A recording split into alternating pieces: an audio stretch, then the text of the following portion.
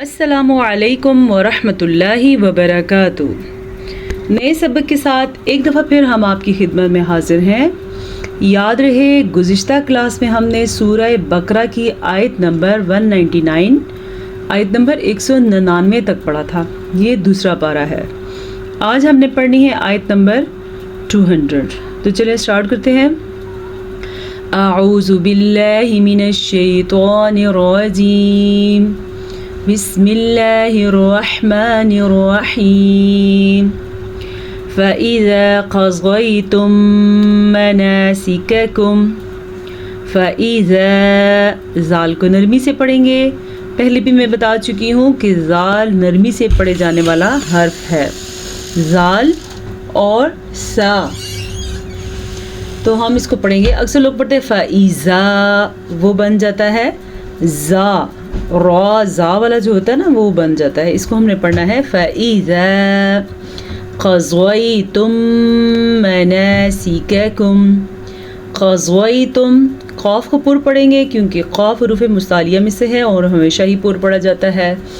ضاد کو پر پڑھیں گے، ضاد بھی حروف مستعلیہ میں سے ہے۔ حروف مستعلیہ وہ 7 حروف ہیں جو ہمیشہ ہی پر پڑھے جاتے ہیں، خواہ ان کے اوپر کوئی سی حرکت ہو۔ وہ حروف کون کون سے ہیں، کیا آپ کو یاد ہے؟ چلیں آج ریوائز کر لیتے ہیں۔ خا، صاد، ضاد، غین، طا، ظا، قاف، ٹھیک ہے؟ ان کا مجموعہ ہے خص، زغتن، قز۔ یہ وہ 7 حروف ہیں جو ہر صورت میں پر پڑھے جاتے ہیں۔ میم ساکن کے بعد دوبارہ میم آ گیا ہے جو کہ ادغام شفوی کا قاعدہ بن رہا ہے۔ میم ساکن کو میم میں ملا دیں گے اور غنہ کر کے پڑھیں گے قَضَيْتُم مَّنَاسِكَكُمْ فَاذْكُرُوا اللَّهَ۔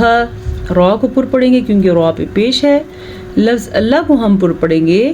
لفظ اللہ سے پیچھے والے حرف پہ اگر زبر یا پیش ہوگی تو لفظ اللہ پر پڑھا جائے گا، اور اگر لفظ اللہ سے پہلے زیر آ جائے تو لفظ اللہ باریک پڑھا جائے گا۔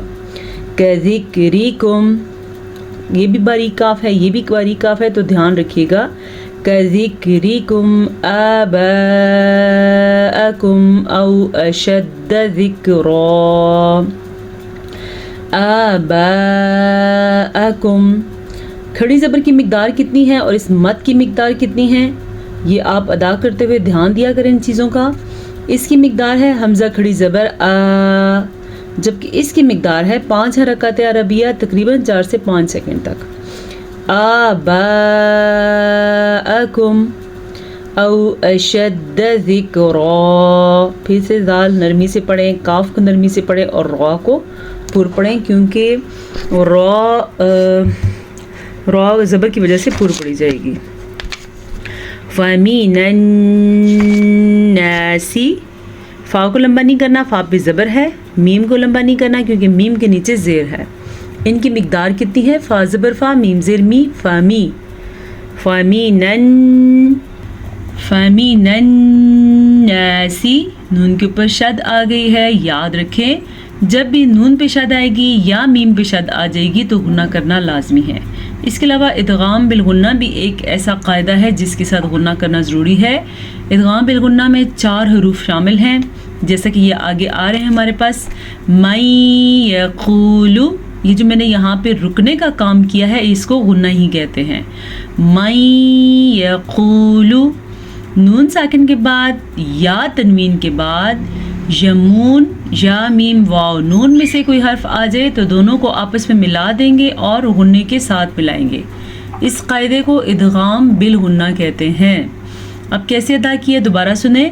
مَن یقول، قاف کو پر پڑھیں گے، قاف ہمیشہ ہی پر پڑھا جاتا ہے، اور لام کو لمبا نہیں کریں گے کیونکہ لام کے اوپر پیش ہے۔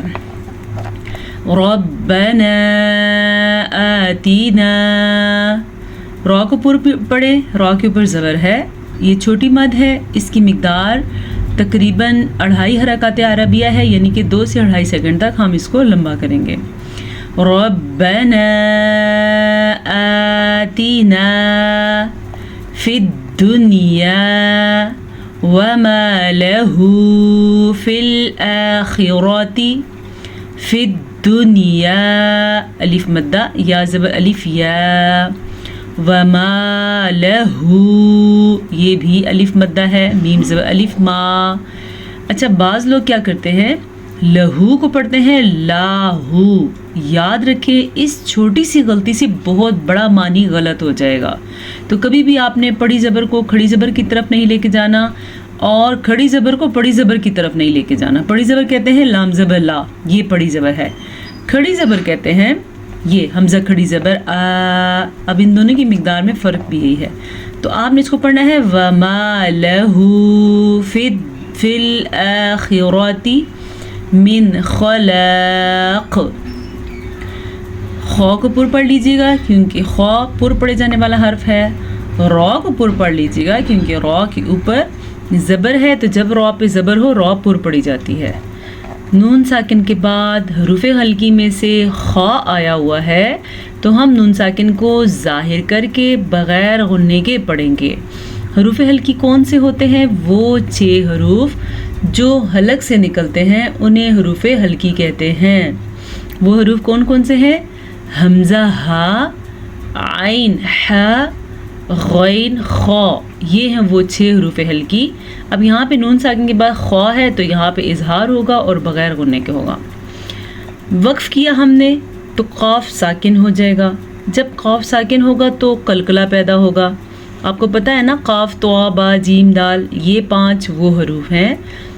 जब इनके ऊपर जज़म आ जाए तो वो हरूफ कलकले के साथ अदा किए जाते हैं। तो हम इसको पढ़ेंगे मिन खलाक़, वमिनहुम मन यक़ूलु, वमिनहुम, नून साकिन के बाद हाँ हरूफ हल्की में से है तो हम नून साकिन को ज़ाहिर करके पढ़ेंगे। दूसरा कायदा जो यहाँ पे हो रहा है, मीम साकिन के बाद मीम मुतहरिक आ गया है तो फिर हम दोनों मीमों को आपस में मिला के पढ़ेंगे और गुन्ने के साथ पढ़ेंगे। कायदे का नाम इदगाम शफ़वी है। कैसे पढ़ेंगे? वमिनहुम मन यक़ूलु, नून साकिन के बाद फिर से या आया हुआ है तो यहाँ पे इदगाम बिलगुन्ना होगा, दोनों पे गुन्ना करना है। मन यक़ूलु रब्बना आतिना फिद दुनिया। कैसे? रब्बना, रॉ को पुर पढ़ें क्योंकि रॉ पे ज़बर है। मत का ख्याल रखें, ये वाली मत तकरीबन 2.5 हरकत अरबिया के बराबर है, तो ये मत खींच के पढ़ी जाएगी। आतीना, अलिफ के ऊपर खड़ी ज़बर तो हमज़ा बन गया है, ये भी खींच के पढ़ेंगे और अलिफ मद्दा को भी खींच के पढ़ेंगे। फिर दुनिया हसनतन व फिल आखिरती हसनतन। हा के तलफ़्फ़ुज़ का ध्यान रखिएगा। हा और हा और खौ, ये तीनों अलग अलग किस्म के हैं। इन तीनों की आवाज़ अलग है, तीनों का मखरज अलग है। हसनतन व फिल आखिरती, व फिल आखिरती, खौ को पुर पढ़िएगा, रॉ को पुर पढ़िएगा क्योंकि रॉ पे ज़बर है। हसनतन वक़िना अज़ाबन नार। हा के तलफ़्फ़ुज़ का ध्यान रखना है। याद रखें, जब कभी तनवीन के बाद या नून साकिन के बाद यमून आता है तो तब ही इदगाम बिलगुन्ना होता है। अभी जो थोड़ी देर पहले हमने पढ़ा था वो नून साकिन के बाद था। यहाँ पे तनवीन के बाद वाव आया हुआ है तो हम इन दोनों को आपस में गुन्ने के साथ मिला के पढ़ेंगे। कैसे? हसनतन वक़िना अज़ाबन नार। नून पे शद है तो गुन्ना करना लाजमी है। उलाइका लहुम नसीबुम मिम्मा कसबू। उलाइका, मत को खींच के पढ़ेंगे। इस मत की मिक़दार तकरीबन 5 हरकत अरबिया है तो हम इसको 4 से 5 सेकंड तक खींच के पढ़ेंगे। लहुम नसीबुम मिम्मा, स्वाद को पुर पढ़ेंगे क्योंकि स्वाद रूफ़ मुस्तालिया में से है और तनवीन के बाद यमून में से मीम है तो इदगाम बिलगुन्ना का कायदा होगा। جبکہ یہاں پہ میم پہ شد ہے تو بھی میم پہ ہم غنہ کریں گے. کتنے غنے ہوں گے؟ نصیب مما 2 غنے. کسبوا واللہ سریع الحساب. واللہ لفظ اللہ کو پر پڑھیں گے کیونکہ لفظ اللہ سے پیچھے زبر ہے. سریع الحساب. عین کے تلفظ کا دھیان رکھیں. را باریک ہے، را کے نیچے زیر ہے تو را باریک پڑھی جائے گی.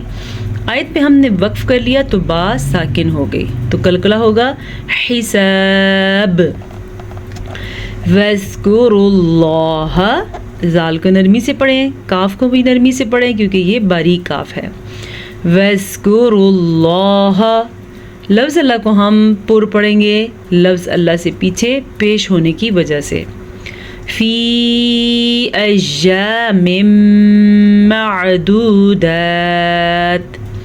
مد کو کھینچ کے پڑھیں کیونکہ یہ مد چھوٹی مد کہلائی جاتی ہے اور تقریباً اس کی مقدار 2.5 حرکات عربیہ ہے. دوسرے الفاظ میں ہم اس کو 2 سے 2.5 سیکنڈ تک اس کو کھینچ کے پڑھیں گے. ایام معدودات. تنوین کے بعد یہ مون میں سے میم آیا ہوا ہے تو ہم دونوں کو آپس میں ملا دیں گے. ادغام بالغنہ کا قاعدہ ہو رہا ہے. معدودات. فمن تعجل فی یومین. تعجل. عین کے مخرج کا دھیان رکھیے گا. ساروں کے اوپر زبر ہے تو ہم سارے ہی چھوٹی مقدار کے ساتھ پڑھیں گے. تعجل. تعجل فی یومین. یہ یا مدہ ہے اور یہ واو لین ہے. فی یومین. فلا اسم علیہ. مد کو کھینچ کے پڑھیں گے. مد چھوٹی ہے لیکن پھر بھی اس کی مقدار 2.5 حرکات عربیہ ہے. 2 سے 2.5 سیکنڈ تک ہم اس کو ضرور کھینچ کے پڑھیں گے. اسم علیہ. آپ نے میم کو لمبا نہیں کرنا کیونکہ میم پہ صرف اور صرف زبر ہے. وَمَن تَأَخَّرَ فَلَا إِثْمَ عَلَيْهِ. نون ساکن کے بعد تا حرف اخفا میں سے آیا ہوا ہے تو ہم نون ساکن کو چھپا کے پڑھیں گے اور غنے کے ساتھ پڑھیں گے. اخفا کا مطلب ہوتا ہے چھپانا. وَمَن تَأَخَّرَ. تَأَخَّرَ. خا کو پر پڑھیں اور را کو بھی پر پڑھیں. فَلَا إِثْمَ عَلَيْهِ لِمَنِ اتَّقَى. مد کو کھینچ کے پڑھیں گے. مد کی مقدار چھوٹی مد ہے لیکن اس کو آپ 2.5 سیکنڈ تک تقریباً کھینچ کے پڑھیں گے. اسم علیہ لمن اتقى. قاف کو پر پڑھیے گا. کھڑی زبر کو پورا ادا کریں گے. بے شک وقف آ جائے کھڑی زبر پوری ہی پڑھی جاتی ہے. واو مدہ یا مدہ الف مدہ یا کھڑی زبر. اور قاف ہمیشہ ہی پر پڑھا جاتا ہے کیونکہ قاف حروف مستعلیہ میں سے ہے. واتقوا اللہ. لفظ اللہ کو ہم پر پڑھیں گے کیونکہ لفظ اللہ سے پیچھے والے حرف کے اوپر پیش ہے. واتقوا اللہ وَاعْلَمُوا أَنَّكُمْ. وَاعْلَمُوا. عین کو واضح کریں. وَاعْلَمُوا پڑھنے کی غلطی مت کیجیے گا. عین نہیں پھر حمزہ بن جائے گا. وَاعْلَمُوا أَنَّكُمْ إِلَيْهِ تُحْشَرُونَ.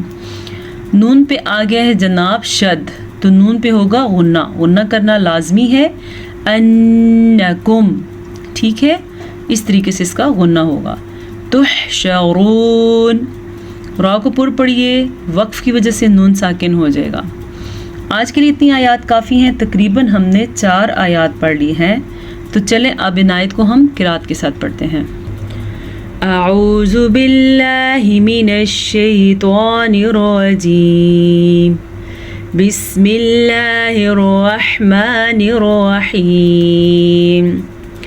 فَإِذَا قَضَيْتُم مَّنَاسِكَكُمْ فَاذْكُرُوا اللَّهَ كَذِكْرِكُمْ آبَاءَكُمْ أَوْ أَشَدَّ ذِكْرًا. فمن الناس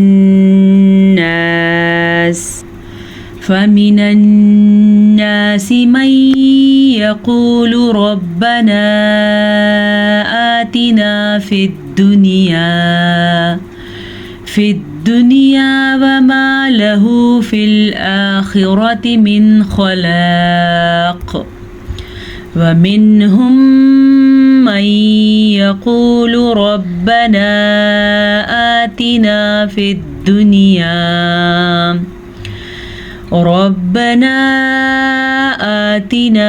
الدنيا حسنة وفي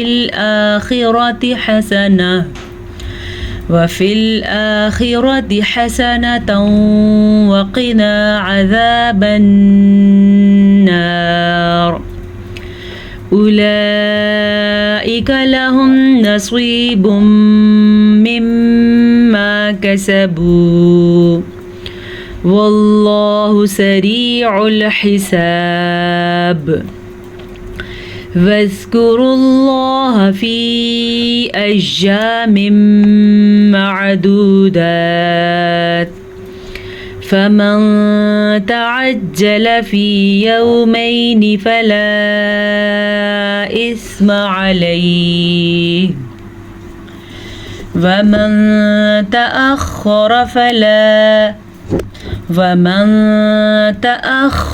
فلا إثم عليه لمن اتقى واتقوا الله واعلموا أنكم إليه تحشرون صدق اللہ مولانا العظیم۔ آج کے لیے اتنا سبق کافی ہے۔ اگر آپ روز کا سبق روز پڑھیں گے اور اچھے طریقے سے پڑھیں گے تو انشاءاللہ تعالی بہت جلد آپ قرآن مجید بالکل درست اور تجوید کے ساتھ پڑھنا سٹارٹ کر دیں گے۔ پیچھے ایک آیت پڑھی ہے، میں تھوڑی سی اس کی آیت ڈیفینیشن بتانا چاہوں گی۔ بعض آیات ہوتی ہیں جن سے تسلی ہو جاتی ہے اور بعض ایسی آیات ہوتی ہیں جن کو میرا دل کرتا ہے کہ میں ان کو آپ کے سامنے شیئر کریں۔ تو چلتے ہیں ہم پچھلے پیج پہ۔ جی، جیسے کہ آپ نے یہ آیت پڑھی ہے فَمِنَ النَّاسِ مَن يَقُولُ رَبَّنَا آتِنَا فِي الدُّنْيَا وَمَا لَهُ فِي الْآخِرَةِ مِنْ خَلَاقٍ، اور لوگوں میں سے وہ شخص بھی ہے جو کہتا ہے اے ہمارے رب تو ہمیں دے دنیا میں، وَمَا لَهُ فِي الْآخِرَةِ مِنْ خَلَاقٍ، اور اس کے لیے آخرت میں کچھ بھی حصہ نہیں ہوتا۔ اور لوگوں میں سے اگلی آیت کے مطابق وَمِنْهُمْ مَنْ يَقُولُ رَبَّنَا آتِنَا فِي الدُّنْيَا حَسَنَةً وَفِي الْآخِرَةِ حَسَنَةً وَقِنَا عَذَابَ النَّارِ۔ یہ جو ہم تقریباً اپنی نماز کے آخر میں ضرور یہ دعا پڑھتے ہیں، اس کا مطلب ہے اور ان لوگوں میں سے وہ شخص بھی ہے جو کہتے ہیں اے ہمارے رب تو ہمیں دنیا میں بھی بھلائی عطا کر اور آخرت میں بھی بھلائی عطا کر، اور تو ہمیں آگ کے عذاب سے بچا۔ اب دو قسم کی دعائیں مانگی جاتی ہیں، تو بہتر ہے کہ آپ دنیا اور آخرت دونوں کے لیے دعا مانگیں۔ صرف آخرت کے لیے مانگنا بھی ٹھیک نہیں ہے اور صرف دنیا کے لیے مانگنا بھی ٹھیک نہیں ہے۔ اکثر میں ان لوگوں کو سمجھاتی ہوں جو کہتے ہیں کہ اللہ اگر تو نے میرے مقدر میں یہ نہیں لکھا ہوا تو وہ عطا کر دے۔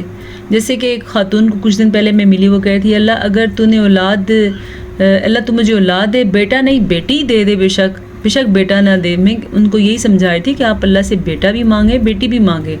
ایسا کیوں کہہ رہے ہیں بھائی بیٹا نہیں تو بیٹی دے دے، کچھ تو دے دے۔ اللہ تو بیٹا اور بیٹی دونوں پہ دینے پہ قادر ہے۔ تو اسی طرح یہاں پہ قرآن کی یہ آیت ہمیں سکھاتی ہے کہ ایسا نہ ہو کہ ہم ایک چیز کو کہیں یہ نہیں تو یہ دے دے، یہ تو بہت غلط بات ہے۔ مانگنے والے سے اس کی حیثیت کے مطابق مانگنا چاہیے۔ تو رب کریم کی حیثیت ہے کہ وہ ہر قسم کی نوازشات اور ہر قسم کی عنایات اپنے بندے کے اوپر فرماتا ہے، تو اس سے ہر چیز مانگ سکتے ہیں۔ اور خاص طور پہ جب بھی دعا مانگیں تو اپنی دنیا کے ساتھ ساتھ آخرت کی بھی دعا مانگیں۔ اب یہ آیت کمپلیٹ ہوتے ہی اللہ پاک فرماتے ہیں اور وہی لوگ ہیں ان کے لیے حصہ ہے جیسا کہ انہوں نے کمایا، یعنی جس نے دنیا مانگی اس کو دنیا ملے گی، جس نے دنیا اور آخرت مانگی تو اس کو دونوں ملیں گے انشاءاللہ تعالی۔ تو امید ہے اس آیت سے آپ کو فائدہ ہوا ہوگا۔ میرے دل کو یہ آیت بڑا حوصلہ دیتی ہے۔ اجازت دیجیے، السلام علیکم ورحمۃ اللہ وبرکاتہ۔